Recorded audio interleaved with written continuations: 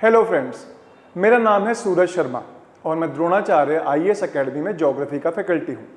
आपके सामने एक बहुत ही ज़्यादा न्यूज़ चल रही है, एल नीनियो मतलब सुपर एल नीनियो। तो एक बहुत ही बड़ा दानव बनके, एक राक्षस बनके हमारे सामने आ रहा है और ऐसा कहा जा रहा है कि जो ब्रिटिश रूल के टाइम पे जो फेमाइन आया था जिसमें करोड़ लोग मर गए थे, कुछ वैसा ही इस बार भी होने वाला है। उतनी ही ज़बरदस्त फेमाइन आने की उम्मीद तो नहीं कहना चाहिए, वैसा कुछ हो सकता है।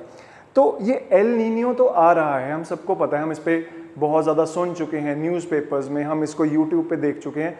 लेकिन हमें पिछले कुछ दिनों में बहुत ही ज़्यादा एक रिस्पाइट मिली इस गर्मी से नदरन इंडिया में।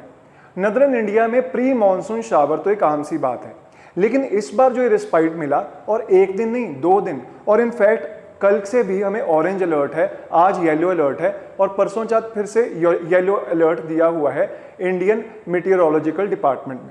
तो ऐसा क्या हो गया कि all of a sudden weather phenomena change हो गया। इसमें 2 बातें ध्यान रखने वाली हैं।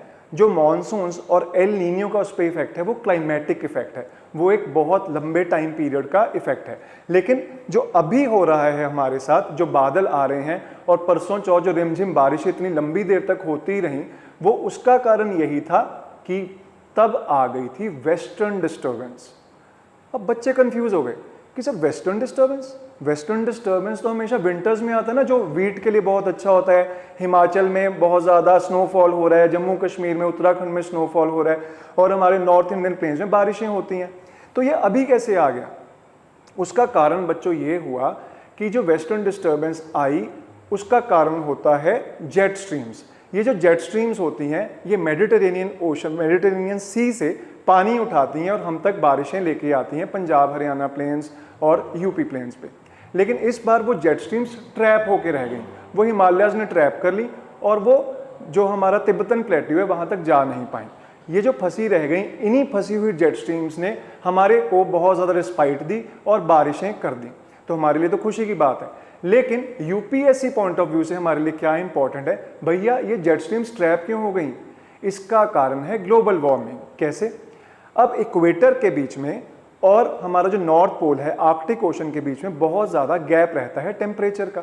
धीरे धीरे ग्लोबल वार्मिंग से वो टेम्परेचर गैप कम होता जा रहा है। उसी वजह से वो जेट स्ट्रीम्स को समझ नहीं आ रहा नॉर्थ में जाएं या ना जाएं, तो वो मिएंडर करती जा रही हैं। उसी मिएंडरिंग की वजह से ये बारिशें हुई।